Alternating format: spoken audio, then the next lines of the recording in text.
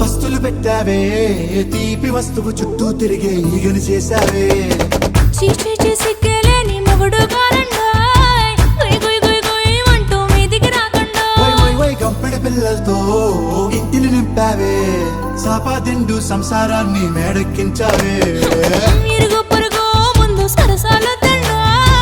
కెట్టి పడుకోరే కుక్కలాగా మీ వాళ్ళు ఏం చేస్తాం ఎక్కేస్తాం ఇట్టాగే డాబాలు